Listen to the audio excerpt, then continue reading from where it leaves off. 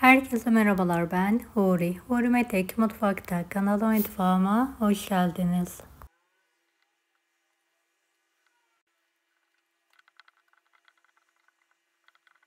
Cevizli el açması burma çörek tarifi hazırlıyorum. Yapımı gerçekten çok kolay. 2,5 su bardağı ılık süt, 1,5 su bardağı ılık su, 4 tatlı kaşığı toz şeker, 1 paket kuru mayayı ekleyelim ve karıştırarak hamur yoğurma makinesinin haznesine alalım.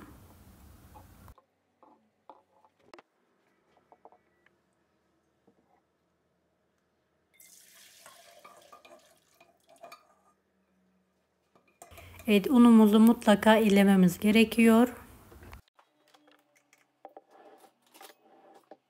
11 su bardağı unu azar azar ekleyelim. 3 tatlı kaşığı tuzu ekleyelim. Yumuşak, ele yapışmayan bir hamur hazırlayalım.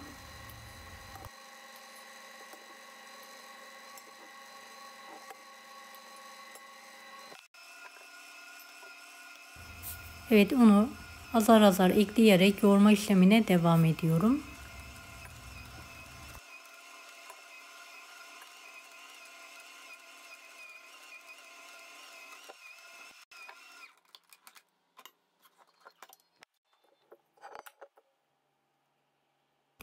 Evet, hamuru tezgah üzerine alıyorum.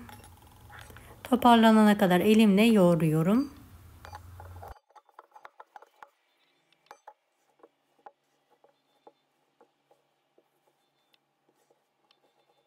Beni hangi ülkeden veya şehirden izliyorsunuz merak ediyorum. Yoruma yazarsanız sevinirim.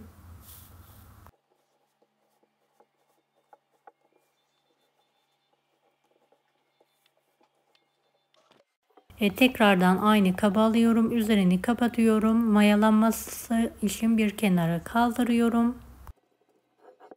Mayalanan hamuru tekrardan yoğurarak havasını alıyorum.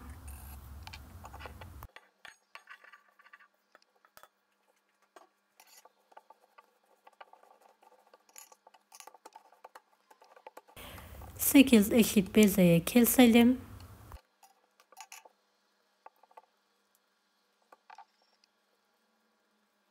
Evet, bezelerimizi yuvarlayalım.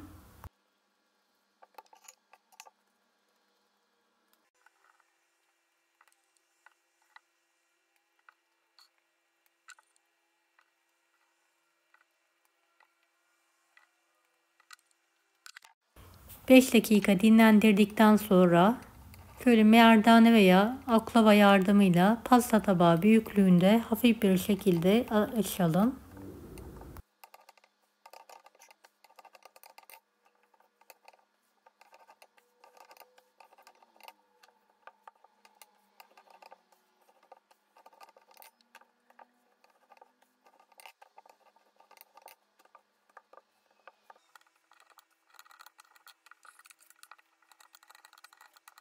Evet, açtığımız bezeleri bir tepsiye biraz yağ alarak her tarafını yağlayarak iki beze üst üste olarak hazırlayalım.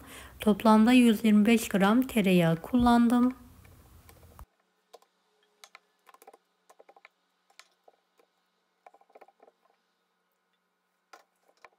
Yağladığım bezelerin üzerini kapatıyorum. Şöyle 1 saat dinlenmesi için kenara kaldırıyorum. Evet, dinlendirdiğim bezeyi 2 tanesi üst üste alıyorum. Kalan yağı azar azar dökerek elimle sündürerek açabildiğim kadar açıyorum.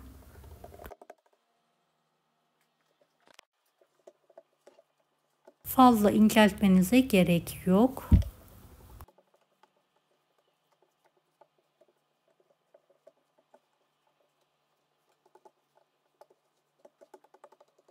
Bu büyüklük yeterli olacaktır. Cevizli soğanlı iç harcımı bolca her tarafına gelecek şekilde serpiyorum.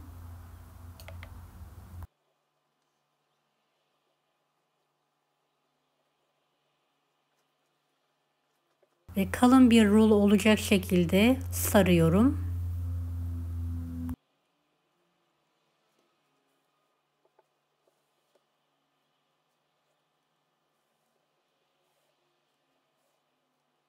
burkarak kenara kaldırıyorum.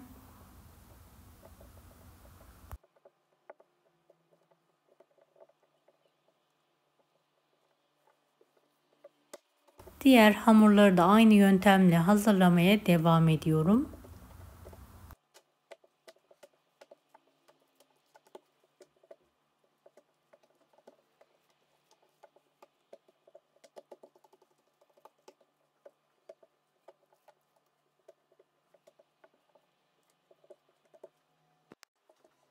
Evet, bu büyüklük yeterli olacaktır. Biraz yağ gezdirdikten sonra bolca ceviz serpiyorum.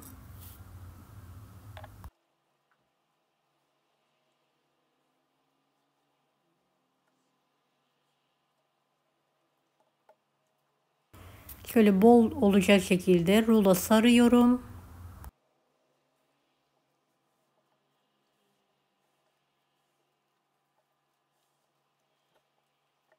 Her iki tarafından burkarak cevizli şöreğimi hazırlıyorum.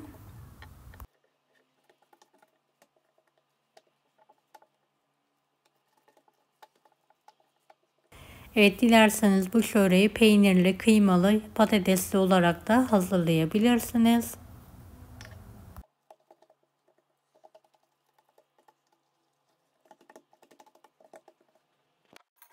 Evet, hamurlarım ve bezelerim bitene kadar çöreklerimi aynı yöntemle açarak hazırlamaya devam ediyorum.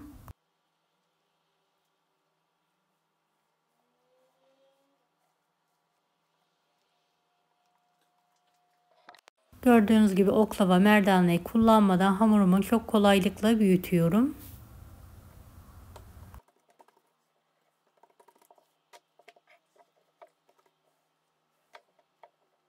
Son bezemi de tezgah üzerine aldım ve açıyorum.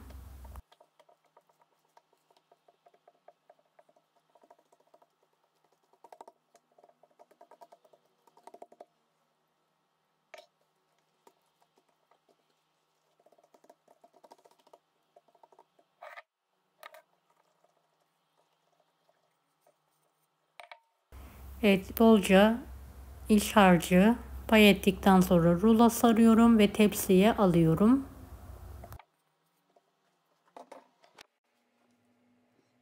Tepsiye aldıktan sonra olduğu yerde burkarak şekil verelim.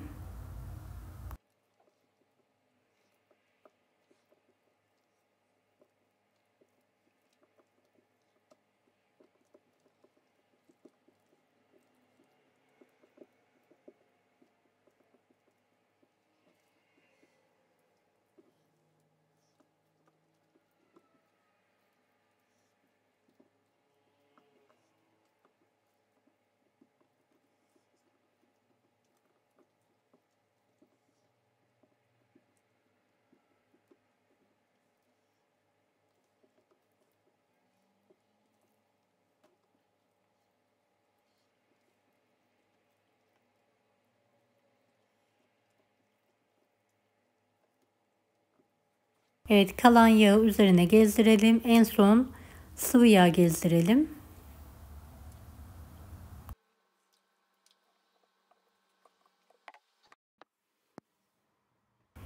Evet, bu şekilde üzerine sararak buzluğa kaldırıyorum.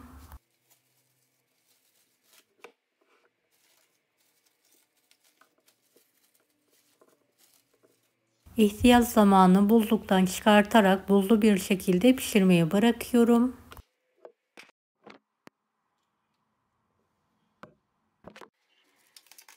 Evet, gördüğünüz gibi buzluktan çıkardım. Donuk bir şekilde 160 dereceli fanlı fırında pişirmeye bırakıyorum. Evet, çöreğim pişti. Tamamen soğuttuktan sonra dilimleyerek keserek servise hazırlıyorum.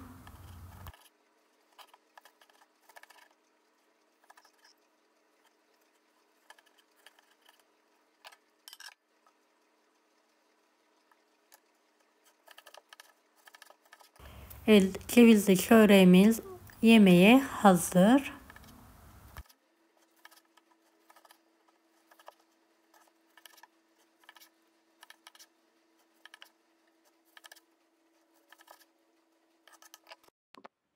Deneyecek olan herkese şimdiden kolaylıklar dilerim. Allah'a emanet olun. Hoşça kalın.